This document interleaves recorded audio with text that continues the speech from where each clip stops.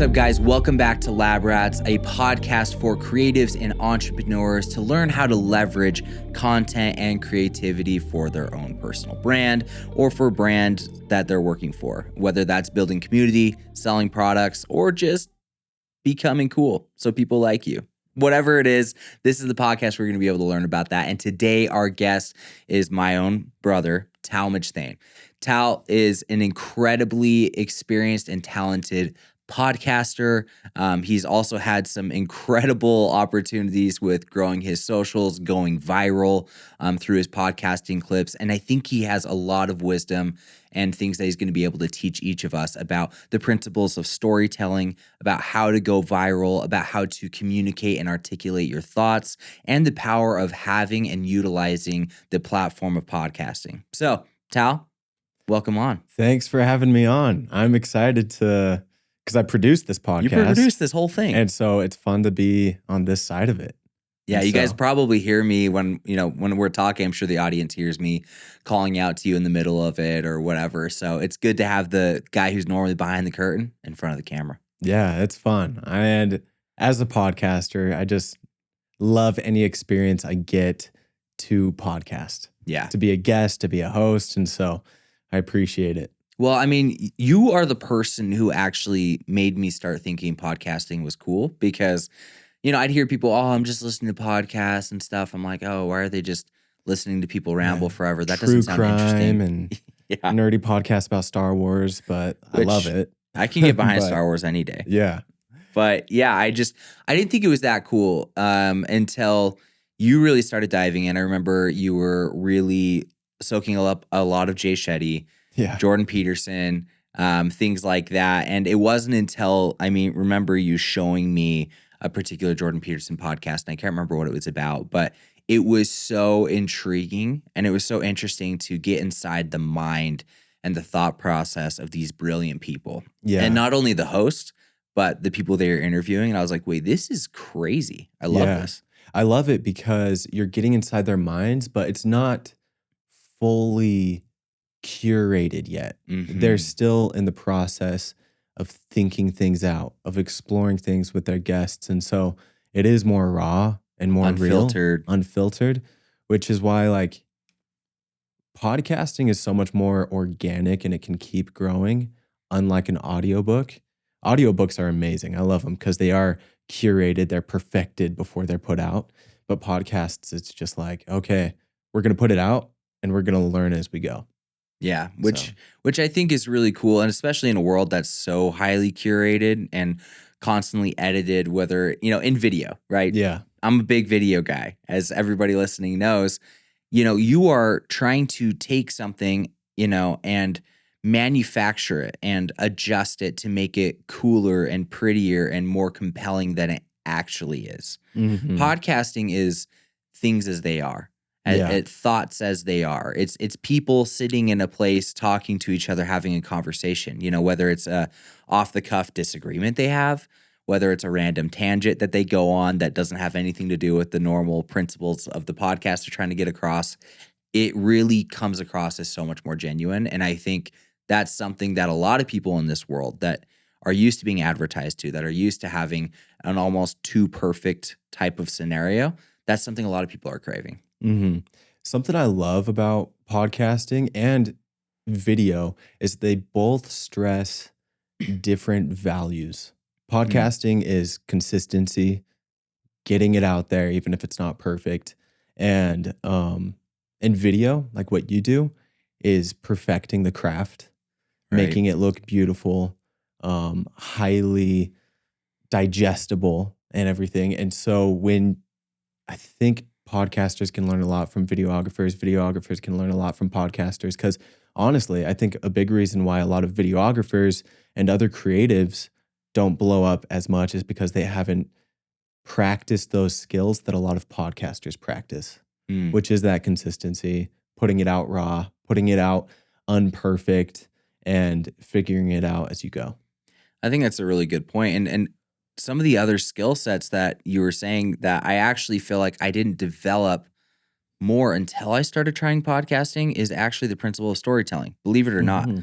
When you are using words and that's your only way to articulate a story, you have to understand the pattern of the story. You have to understand how to bring a climax, how to show resolution, how to build suspense and a character and context to the space. When you're doing video, there's a lot of ways you can tell the story. There's a lot of things that can, kind of overtake it, whether it is a voiceover, whether it's the visuals, whether it's sound design or the music or, somebody actually talking. There's a lot of ways you can get the story across and convey it. Mm-hmm. And I really actually never considered myself a strong storyteller until, and I still am trying to work on this, but until I started working with you on producing this podcast.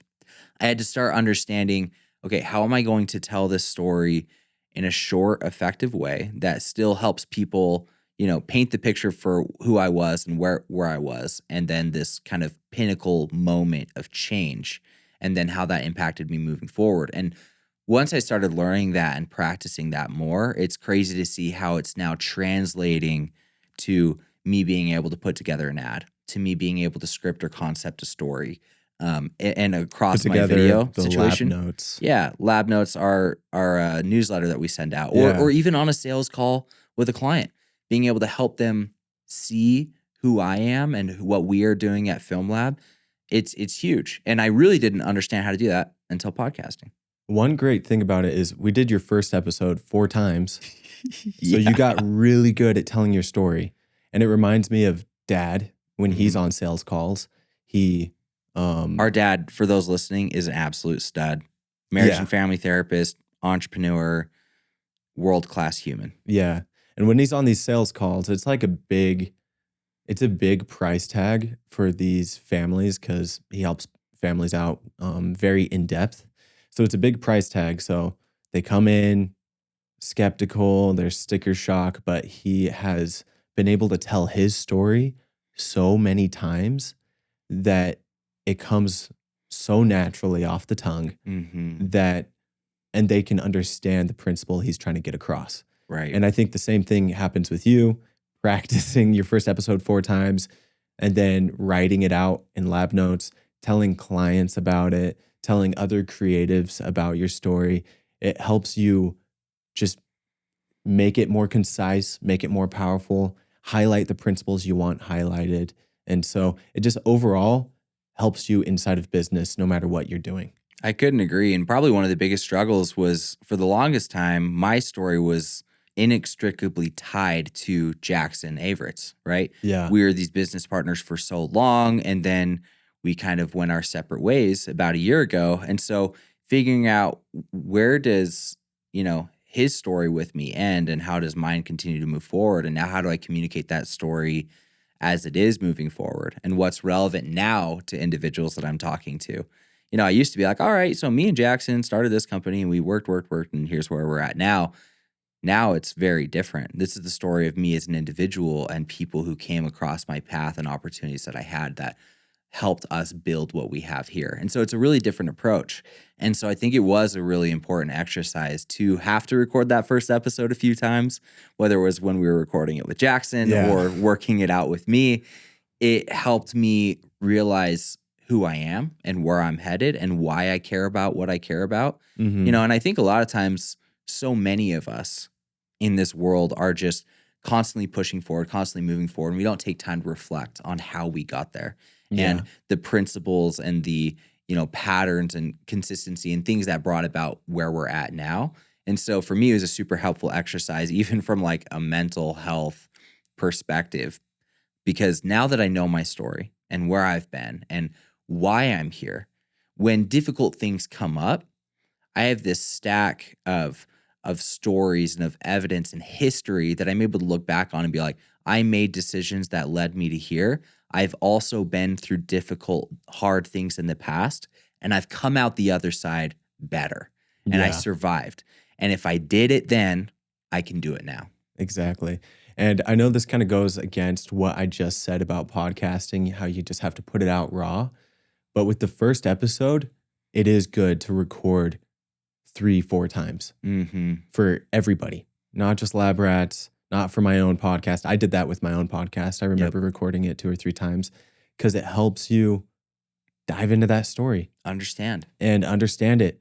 It helps you define the message more, helps you pick out the audience better. So record the first episode 3 or 4 times and then start putting it out. And once you do that, you start getting less attached to the outcome of the result, and you start enjoying the actual process of it. Jordan Mhm. Peterson, his first lecture was probably trash. Probably. Maybe. I don't know. He's brilliant. He's But brilliant, but Joe Rogan, first podcast, probably not nearly as comfortable and good as it is now, right? But as they put it out and they started enjoying the process of just talking to people, interviewing them, practicing curiosity, the end result and the outcome dramatically just improved because they focused on the process. yeah. It's amazing. It's true principle. Well, obviously, like a lot of people here, I know your story. And I think, but a lot of people listening don't. And I think that your story is really impactful and important because you have taken creativity and content in a different route than I ever initially intended in the way I've always done it. Again, highly curated, slow motion, cool things, visuals. You focus more on storytelling, on being vulnerable, and trying and showing authenticity, and bringing value through words and stories. And I think that's a really powerful principle. And I want to help people understand who you are and where you came from and how you got to where you're at today. So Yeah. obviously growing up, you always loved and would daydream and listen to, Winston Churchill, Abraham Lincoln, these great speakers and individuals who had compelling, beautiful thoughts. And basically walk us through how Yeah. that obsession transpired into you picking up podcasting for the first time. Totally. So ever since I was a little kid, you know this, I had a speech impediment. I couldn't say my R's. It was so I cute when sounded you were like a a little little kid, cute though. British kid. I was also I couldn't express myself. And so often Mitchell would explain to my mom and dad what I needed when I was a little kid because I would just like get so frustrated that I couldn't explain myself that I would just throw a fit. And then Mitchell's like, he wants this. And I'm like, yeah, gosh dang it. Why couldn't I Why say didn't they that? get that? Um, and then, so went to speech therapy, was able to learn how to talk. Didn't learn how to read till I was like 10, 11. Yeah. I was a slow learner with that. And I don't know, maybe it was my weakness that made me admire great speakers so much. Mm, I think that might have been part of it. Um, but it just made me admire them. And right. just to see the way they could shift a crowd with their words was amazing. I always said, I want to speak like Churchill and write like Lewis, Mm, C.S. Lewis. two of the Churchill was one of greats. the greatest orators of his day. His oration, if you guys have ever seen The Darkest Hour, it's Phenomenal movie. an amazing movie. It's his story about how he became the Prime Minister of England during the darkest hour of the British Empire. World It's War when- II with the Nazis. World War II with the Nazis. Everybody was caving in. Chamberlain was the prime minister right before him. He's caving into Hitler. And so it just looked like a terrible time. Churchill got in. He gave this amazing speech and everybody starts cheering. And there's a guy in the back. I forgot who said it, but they're like, what just happened? Because they were conspiring against Churchill, saying like, we have to take him down somehow. He's going to send us into a war. But they were even inspired by the speech that Churchill gave. They're like, what just happened? And one of them said, he mobilized the English language and sent it into war. Mm, wow. And because of him, we're not speaking German. Yeah. I totally believe because of him, we won the war. And so, and a lot of it comes down to the way he communicated with the British people. Yep. He And lit a eventually- fire under those people. Yeah. And his words inspired the American troops as well. Mm-hmm. And so that always impacted me. I remember listening to his biography. It was like a 55-hour biography on him. It's crazy. And he was just like amazing. And then same with C.S. Lewis. And I was always slow of speech. But I admired it so much. I eventually went on an LDS mission, and I was able to practice a lot of those principles of storytelling, of speaking clearly, getting my message across. And when In I, Scotland, Ireland, where nobody wanted to listen to you. yeah, where nobody wanted to listen to me, but it was so much fun. I loved it, and I wouldn't trade it for the world. But when I came back, I didn't know podcasting was a thing for the longest time. I think I discovered it in 2019, Mm-hmm. and I was like, this is amazing.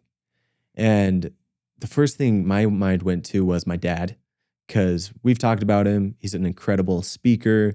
He knows his industry and his craft really well. And I was like, Dad, so many families need to hear what you have to say. You should start a podcast. And Dad was like, I don't want to have to learn how to do that. That's too much work. And so I was like, I'll do it. I'll learn everything. All you have to do is talk. So YouTube became my best friend. I learned everything I needed to, at least just to get started, Right. and started a podcast for him. Not by chance, just in case you guys want to There's a listen little to it. plug. And what's cool about this is, Dad would be flown out all over the country to go speak to groups of 30, 40, 50, 100 people. Yeah. Right. And it'd take, days of his time. He'd get paid good money, all that stuff. And now you were helping him build this platform where in the comfort of his own home, he could record exactly what he would say to other people. He could interview different individuals, and it could be listened to not by 20, 30, 40 people, but by hundreds of people Yeah. with very little time invested. Mm-hmm. It was crazy the reach he was able to start getting very quickly. Yeah. And he had already built credibility for himself in the industry, but this only gave him more credibility. And it was cool because since I kind of had all the creative freedom I needed from him, he's just like, just do it for me. I was like, okay, well, he didn't sum up the podcast very well. He didn't introduce it very well. I'm just going to hop on the mic and do that for him and introduce him. And so I did the intros and outros, and I put it out on Apple Podcasts and Spotify, and I heard my own voice, and I was like, dang, That's cool. I want that. I want that. Most people, when they hear their own voice, they're like, oh, I hate that. You got that rich, smooth radio voice, though. Oh, thanks. There's certain things about my voice I hate. I have sharp S's. I do it too. I think it's because I first learned how to whistle with my S's. Like that. Yeah. But I was like, dang, I love that. And it kind of re-sparked that like desire to speak, to write, to tell stories that I had ever since I was a kid. And so I was like, I want to start my own. And so I did. I started my own, recorded the first episode 3 or 4 times, had a great response. And then suddenly people started asking me how I did it. And then I started helping them produce their podcasts. And that's kind of how I got into podcast production. Yeah, and I mean, you were doing it yourself. And I think that's a really important principle for anybody listening to hear. Especially in the creative world, where you're offering creative services, right? And you're advertising those, and that's your product, is your service. If you are not doing it for yourself and you're not putting it out there for yourself, How are they number going one, to trust you? Yeah, how are they going to trust you? Yeah. How are they going to, first of all, how are they going to know what you do? Mm-hmm. Number two, how are they going to trust that you know how to do it? And I think the principle of you recording your podcast, putting it out there for people to see, they had now evidence that you know what you're doing. You have proof. Okay, he can create this from A to Z because he did it for himself. So why couldn't he do it for me? Mm-hmm. And you were able to also start perfecting and working on your process for doing it. You were able to make the mistakes on your own things. So you're able to start streamlining the process. Okay, now I know how to upload everything to Buzzsprout. Here's how you can start using Riverside to be able to record people virtually. Here is the way I can include transitions, audio transitions, or intros and outros, things like that, where you didn't have to necessarily make all the mistakes on other people. But you're able to learn that through your own podcast, through Dad's. And you were then able to have credibility so that when you said, I know how to do this and I'm going to charge you money for me to help teach you how to do it and do it for you, people were willing to pull out their wallets. And I think that's a principle that a lot of people forget. Hey, I'm a photographer. Well, if you haven't taken many photos and put them out for people to see, they're probably not going to pay you money. You know, some people are like, well, I want to book more family photo sessions. And I look at their Instagram and they have like nature photos of flowers and birds. Yeah. Nobody's going to hire them for it. So until you go out and actually create the thing that you want to get hired for and have more opportunities come from, it's not going to happen. But you did that, and that's how it led to it for you. And that's the cardinal rule of lab rats. Yep. Is experiment on yourself. Do it on your own brand, and then you can have people pay you to do it. Like at that point, you're good. And like Joker says, when you're good at something, never do it for free. And then you can start charging people. And so it's pretty great. Yeah, that's what we're doing. Like anybody who's listening to this podcast, who's watching what we're doing here, they're like, okay, Film Lab obviously knows what they're doing. Yeah, that's what we're doing here at Lab Rats. They can see, look at this, high quality 4K, nice audio, you know, solid communication skills, whatever it is, right? When they're able to see this, they're like, okay, they've done it for themselves. Now they'll do it for me. Yeah. And it's been pretty crazy the past, handful of months, the more and more opportunities that we've had, both from your podcast, from our podcast, as we put it out, we've been getting more and more inquiries for us to help other people with theirs. Yeah. Yeah. It's amazing. And that's why we brought you on. So obviously, like, to continue the story, you were doing it for yourself, handful of clients. What we were doing at Film Lab was just exclusively video production, which was great. But what we were doing is we were both kind of walking parallel paths, both in media, both trying to do storytelling, both utilizing video.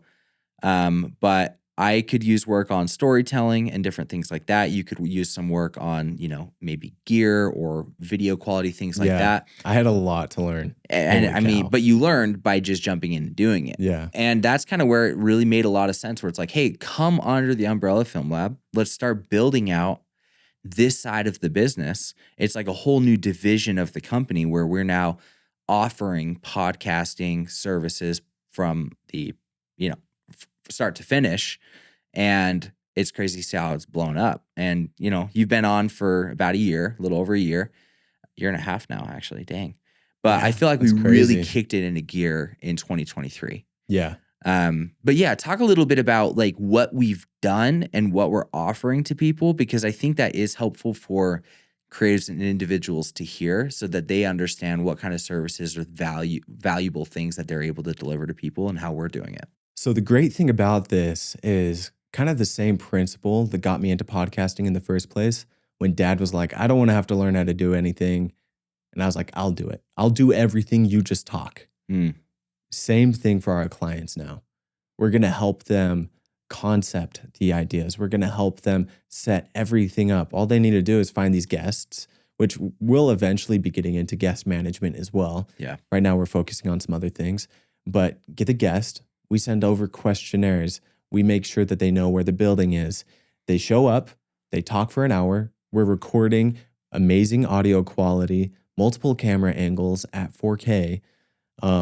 They leave, and when they're gone, we edit, we craft social clips, we put everything together in a highly digestible podcast. And then we even post it for them. We've done copywriting, so titles and descriptions, and we'll be getting into monetization and marketing of that as well eventually.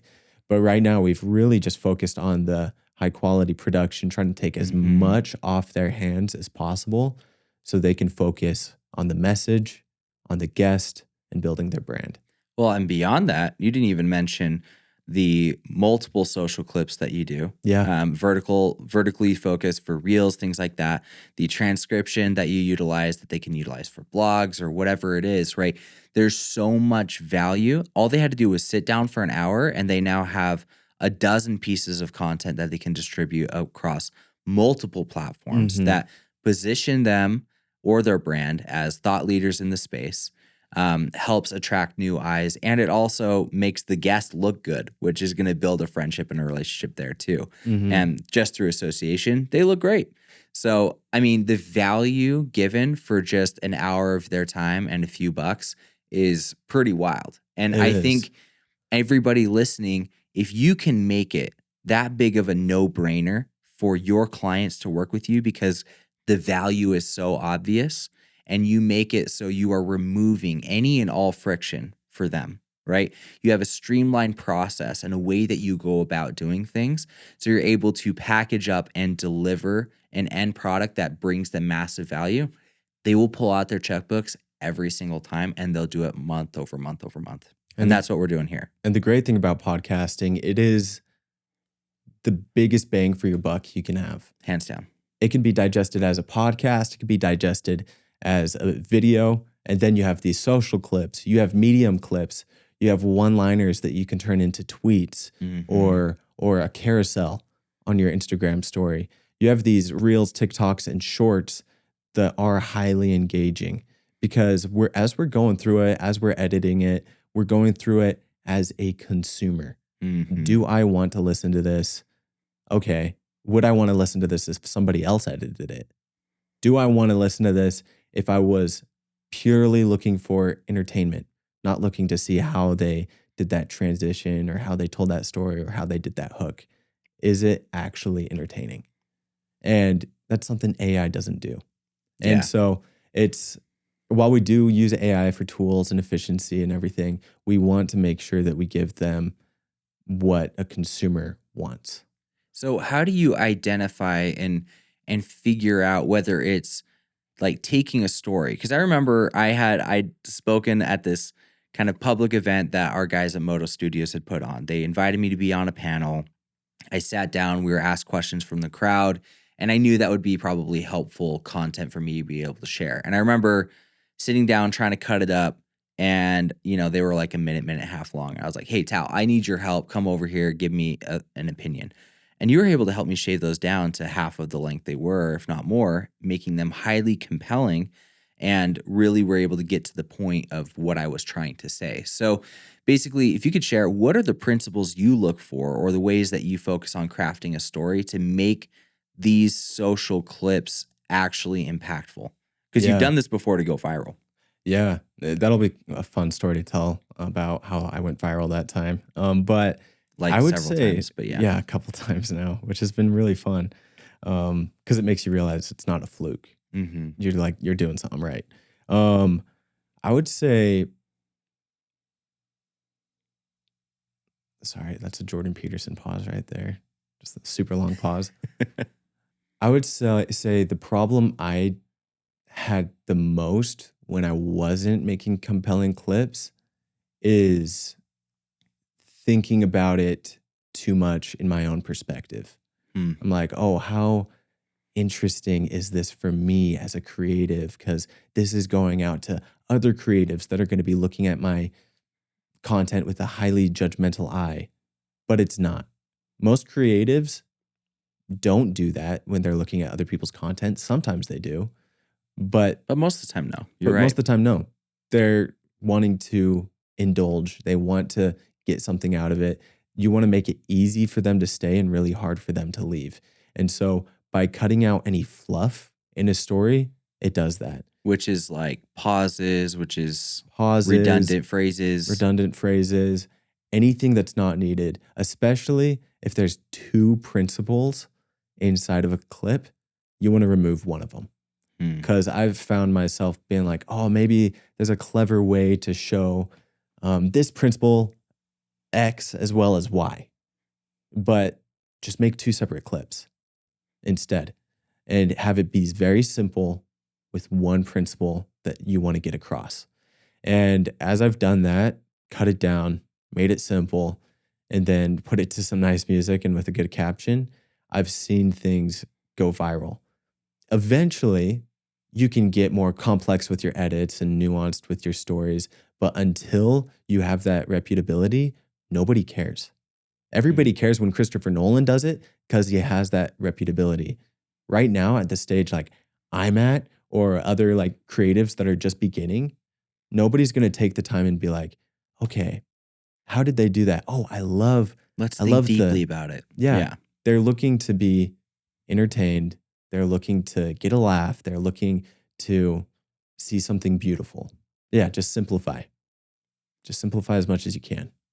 I couldn't agree more. And I think this would be a really good time. Actually, let's show a clip. And for those listening, just listen to how this is cut up and how it is getting so detailed, straight to the point, and driving home that principle.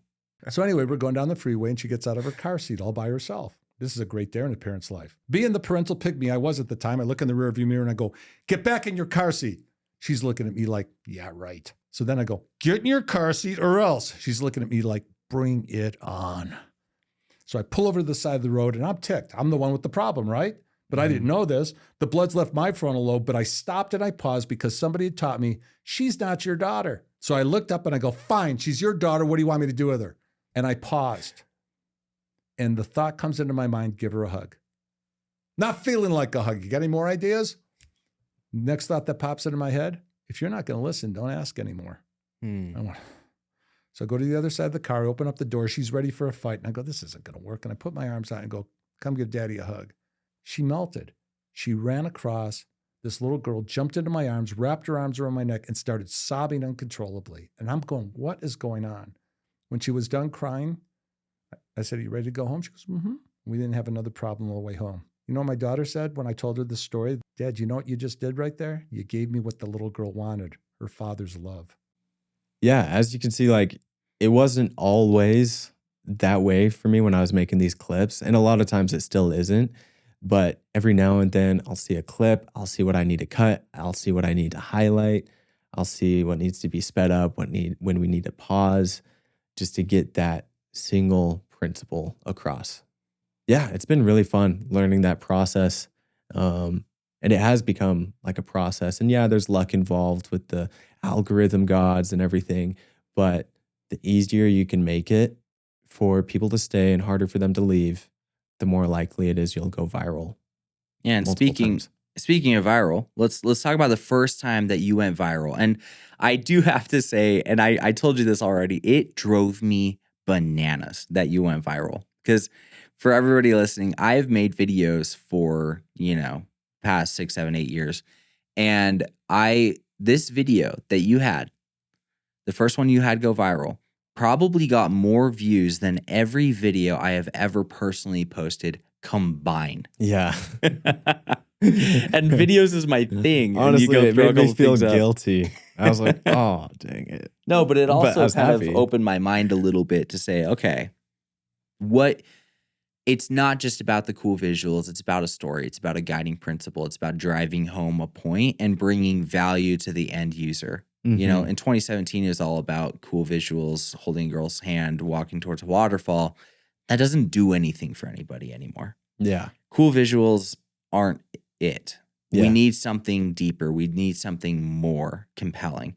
And this clip, and I want you to tell the story, but it was so simple. So simple. The lighting didn't even look very good. It was out of focus. Yeah, it wasn't even like, and I think some of the captions Vince is were great. Vince is great, but it wasn't even like perfectly delivered. Yeah. Right. But it was cut up well. It was put with some nice music, and it was compelling in a way that made it so people loved it. Yeah. It was just simple, had a good caption to it. And I'll show it to you right now. I had this friend, she called me that she was a little bit stressed. So I went to see her, and I remember asking her, how you doing? And she's like, oh, no, I'm good. I'm like, okay, how you doing? And she's like, no, I'm good. I was like, okay, I'm your friend. How are you actually doing? And she just started crying. She hugged me for like, I don't know, a couple minutes, and then she was like, thank you. And I just didn't say anything. We don't realize the power that we have just by asking one more question, doing one more thing for someone. I don't know, I think it's huge. Yeah, that video, as you can see, has gone viral. It has like 18 million views. So crazy. And that's just on that one account on Instagram. It also went viral on my other account. On TikTok. other account on Instagram. Oh, it went geez. viral on TikTok. It's gone. Other accounts have posted it. Like dozens of accounts. Like dozens of big accounts have reposted it internationally. And so they'll like put like Italian captions rather than my captions.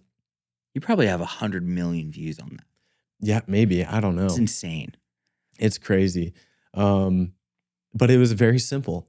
It was just like a guy that wants to be there for his friend when she's having a hard time. And he pushes her a little more than she's willing to give right away. Because most of the time people don't tell you everything the first time you ask. Yeah, how are you doing? Oh, I'm fine. Okay. Yeah. That's natural. That's what most people do. Yeah. But he just pushed a little more. And he even explained the principle at the end. And then I had the caption. It's like, don't take the first answer as the right one all the time. You just need to push a little more. And that resonated with a lot of people, mainly girls, girls that are in their teens up to 30. And he got DM'd a lot.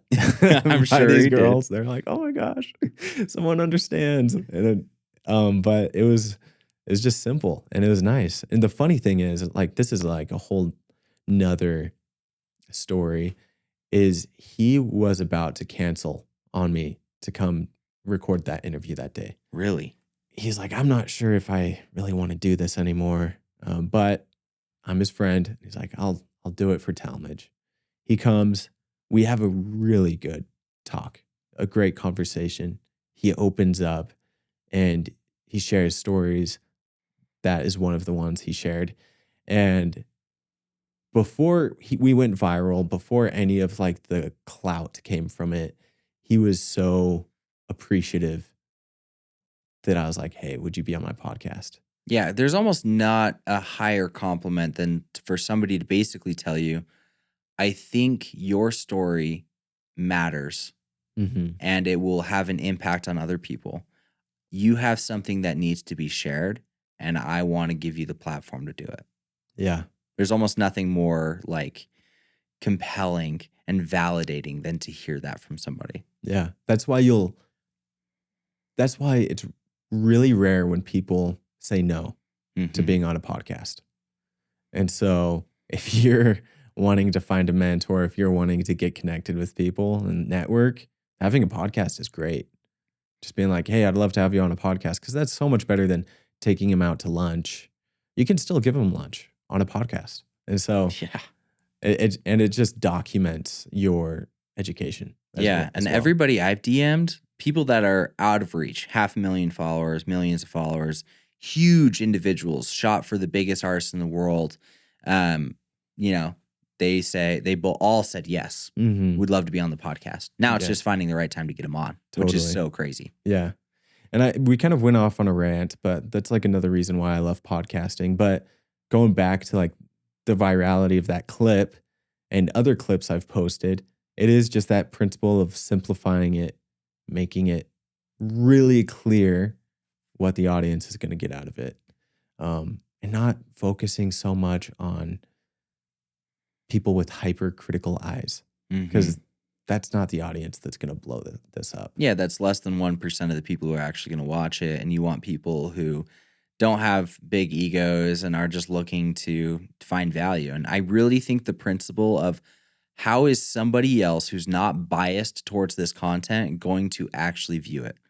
How are we giving them enough context? For the example, the other day, we were cutting up a story and putting together some video clips for Jordan and telling the story of what we were doing at Jordan, right? And we just had a bunch of B-roll of us walking around behind the scenes stuff, shooting the Jordan stuff. And it was to music, and that was it. And I was talking to our editor, Brandon. He's a fantastic editor. And I just started saying, okay, this is cool to us because we know the experience was cool. This was special to us, but these people who are watching have no context to what this is. We need to give some sort of a title at the beginning saying, you know, that one time we got to shoot for Jordan in Boston. We need to have it cut faster. We need to have little sound clips of us saying things that give a little personality.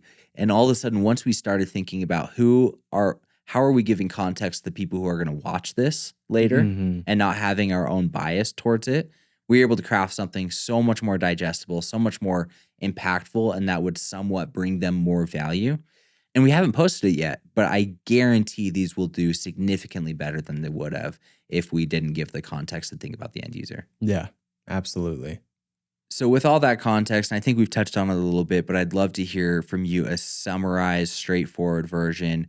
What do you think is holding other creatives back and people who are creating content from going viral? A lot of creatives say, I'm making this art for me, but don't make it for you. Make it for your audience. Understand who that is, simplify it down to that audience. And when you do that, you'll 10x the views and the likes and the reach and the impact that it has on them. I think that is a perfect summary. And if people would think more about that, then like you said, they will have greater reach. And I think tying that to telling a good story, you know, and the best way to get a principle across is through a story, right? And the best way to connect with from human to human is by storytelling. That's what we've always been about. So what in your mind makes a good story? What are the elements that make up a great story? I think the simplest way to tell a good story is to explain where you're at. And it should be through your perspective most of the time, but explain where you're at or where you were at, an event that happened, and how you changed Because of that. because of that event. And it should be a specific event. It makes it so much more powerful than just saying, and slowly I began to realize that I shouldn't be this way. Yeah, Matthew Dix, he wrote a book called Storyworthy, and that's where we pulled these principles from. Yeah. But he talks about this 5-second moment or 5-minute moment. A 5-second moment. Yeah, this very short, specific moment of realization, a breakthrough of a paradigm, where somebody said something that impacted you, whatever it is. It's like you said, not over a space of time, but it's boiling it down to what was this pinnacle turning point, this moment that changed my perspective. Yeah, exactly. And if you don't mind, Mom, I'd love to share a story. Yeah. Our mom had a birthday, and the only thing she wanted from us was us to write a story. And so we all got together this last Sunday and we shared our stories. And I wrote it up just a little bit before. It honestly doesn't take much time to highlight a story in your life and write it into something that people actually want to listen to. So I encourage everybody to do it and follow that principle. I was this way, something happened, now I'm different. When I was a kid, I was extremely shy, lacked a lot of confidence. I was also homeschooled, which didn't help. And so when I finally went to school in 6th grade, I realized I liked girls. And What a breakthrough moment. I know, it was amazing. Yeah, but not acknowledging that girls are cute, even though we were worried our brothers would make fun of us. Yeah. But I was terrified to talk to him. And I was also just intimidated by loud, confident people. And so around them, I would just get quieter. But as I grew up a little bit, you were there. You would always like push me into situations that stretch me, make me really uncomfortable, but it was really good for me. And there was one girl, Allie, and I had a huge crush on her. But I was just the quiet, shy kid that was in most of her classes. One day, it was your 16th birthday party. It was the first boy-girl party we've ever hosted, which was nerve-wracking. So nerve-wracking. But we set up all these hay bales in the barn, and the hay bales were like seats. And there was a projector, and we watched X-Men Origins, which gets a lot of hate, but I love that movie. Great movie. So good. But I'm sitting there on the hay bale, and there's Allie, the girl I really had a big crush on, her best friend, Carly, and then Nick, this really loud kid that was held back. So he was bigger, louder, more confident than me. He was held back not because he was stupid. He was held back because he was adopted from Russia, and English was his second language. Yeah, Nick was smart. Yeah, he was a smart kid and really funny. And so, again, that intimidated me. But his flaw was he was really annoying. And the girls knew that too. And so we're sitting on the hay bale, and he's like poking Allie.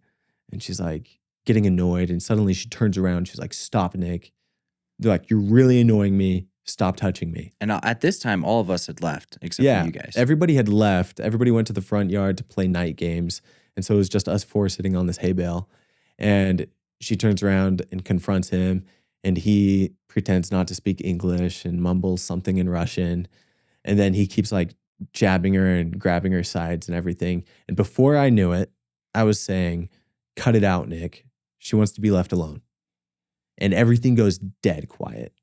And it doesn't sound like much, but coming from the quiet kid to the angry Russian, it was a lot. And so Carly's hands went to her face and I heard an aw. And then Allie looked at me like she didn't know what to think. And Nick just looked at me, stared me down and was like, oh, you think you're tough, don't you? At that point, I knew I had made an enemy, so I couldn't turn back. I was just like, yeah, just leave her alone. And it was kind of awkward and quiet. So I jumped up. I'm like, well, they're starting night games. We should go play capture the flag with them. The girls run inside the house. I'm grabbing refreshments and I'm carrying it to the front yard when suddenly I get hit in the back.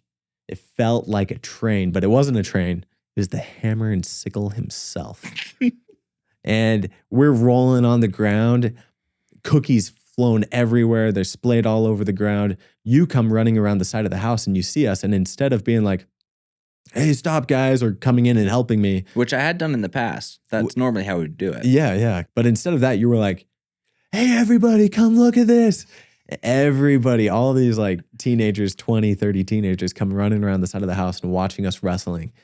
And the pressure is on. I'm wrestling this Russian bear and he's grabbing my fingers because he's feeling a lot of pressure now too. He's picking on this little kid. He better win.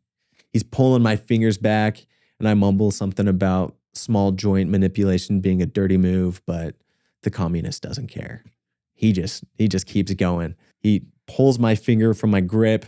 I grab him with my other arm, wrap my leg around his arm, roll over onto my back. So I have him in this arm bar and he's laying there and I'm like, tap, Nick, tap. He doesn't tap. So I crank it a little bit more. He winces in pain and then he taps and everybody goes wild. I mean, it was a David and Goliath moment. David and Goliath. And Nick gets up. I'm sure that he called his mom to take him home. And then I didn't notice because I was getting slaps on the back. And then suddenly I see in the crowd Allie.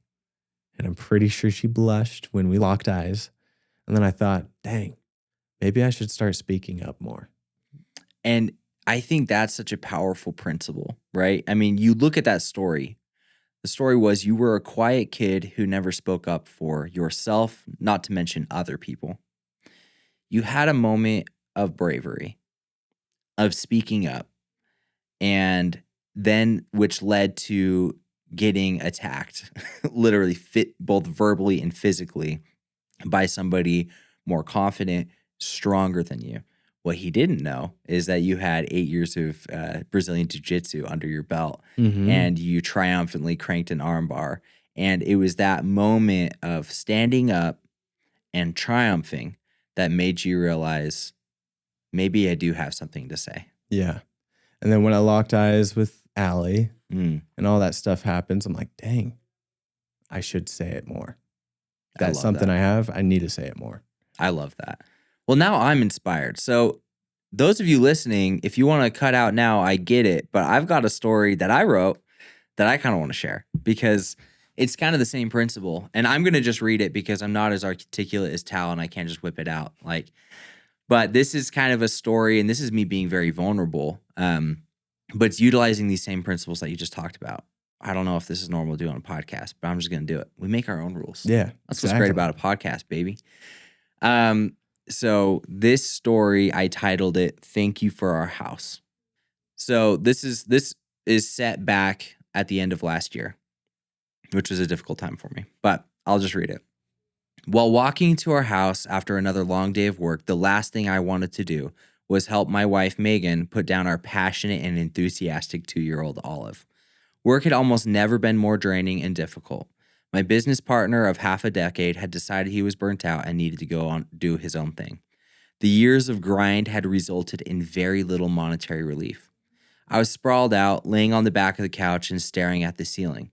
I knew that we were running out of money, and if we didn't figure things out, we'd have to let go of our entire team, and that included 2 of my brothers. My hands were wringing, and despite it being December and snowy outside, I was sweating due to the stress and pressure that I was feeling. I was so wrapped up in my thoughts that I didn't realize that Megan had come downstairs until she put her hand on my shoulder and said that Olive had asked that I go upstairs to rock her to sleep. I grumbled, saying something about how it's been a hard day, and Megan, my wife, just gave me an encouraging and understanding smile and said, "She's waiting for you." I walked upstairs and opened the door to find my little girl Olive holding a book and smiling up at me. My eyes immediately started welling up with tears. I picked her up in her moon and star covered PJs and sat down on our thrifted rocking chair. We rocked back and forth and reading Good Night Moon, and for the first time in a while, I just held her and started talking to her like a friend. Eventually, I found myself talking maybe a little too openly about my fears and stresses at work and acknowledging my limitations and weaknesses as her dad. What happened next was exactly what I needed to hear. She put her hand on my cheek while looking up at me and said, "Dad, thank you for our house." Tears began to fall openly from my eyes while my perfect daughter held my cheek and just looked at me smiling. It was all worth it. The pain of feeling alone at work, the constant emotional weight of not having enough money, the long days that I wasn't able to be there for my family. It was all worth it. This precious soul that God had given us to raise and love knew that she had a home where she was safe and happy, and she knew that my efforts were what helped make that a reality. My money problems didn't disappear, and things took a long while before they actually smoothed out, but I was able to hold on and look forward to the future with faith. God wanted me to succeed as a provider and a father, and I knew that because Olive Joy told me so. Oh, man, that's so good. It's so hard for me to not get a little emotional about that. And that was just a simple experience, but it had major impact on me. And if I didn't write that down and take a moment to actually think of those details of that massively pivotal experience in my life of feeling overwhelmed, stressed, and unhappy, to having that experience with Olive telling me thank you for my house, now it is impacting me in every way, where now when I'm feeling the struggles and pain and stress of work, of what we're trying to build here, when things don't go wrong, when a client doesn't pay us, when, a camera breaks, whatever it is, I'm able to think about who am I doing this for and what makes this all worth it. And being able to look back on that story and remember that gives me the strength to keep moving forward through the hard times. And I think that is an underrated part of storytelling, is you are romanticizing your own life. You are documenting it in a way that you're able to look back on and draw strength from. And it's a way for you to connect human to human.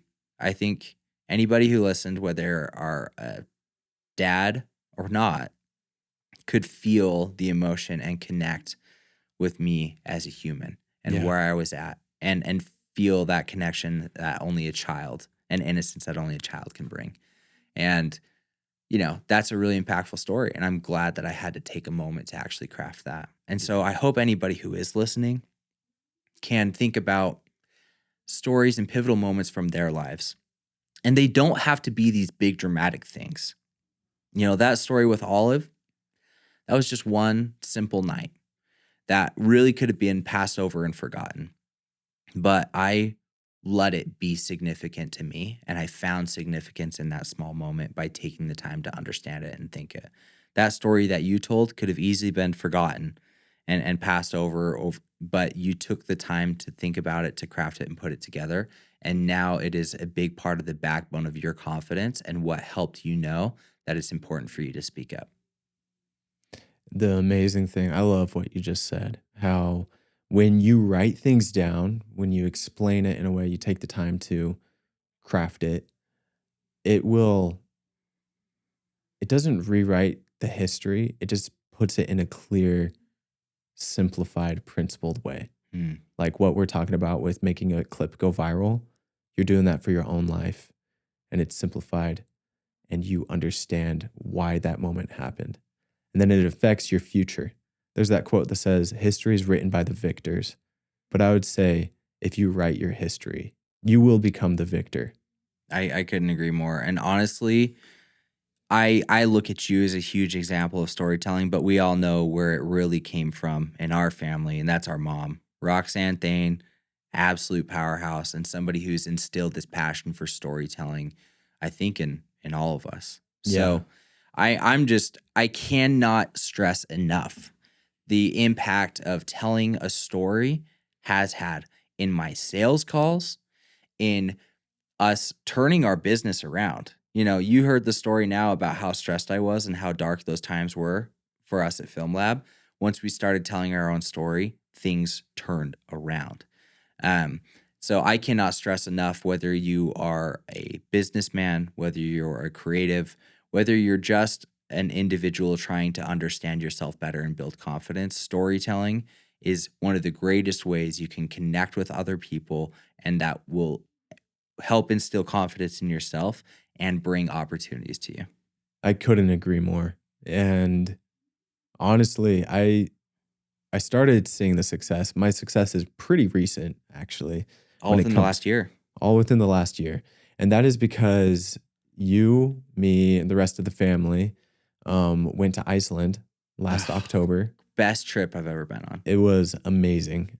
We won't tell people that stayed home, though. Like Yeah. No. your wife or mom.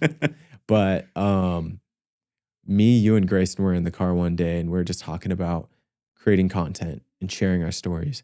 And prior to this, I had started Released, which was my podcast.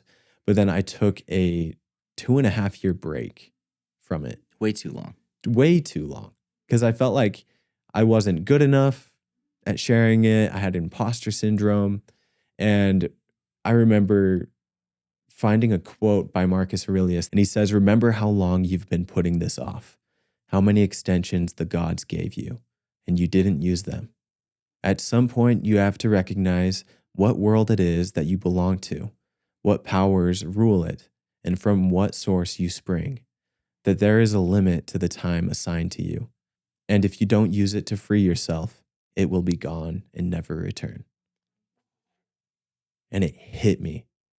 And I was like, I have put this off for way too long. If I don't use it now, if I don't literally grab the mic and start speaking, it will pass and somebody else will take it. And so it kind of kicked me into the gear. And we were talking in the car in Iceland about this very thing. And you're like, I'm going to start doing it. I'm going to do it. Are you going to do it with me, Talmage? I'm like, yeah, I'm going to do it. You started posting in November. I started posting in December.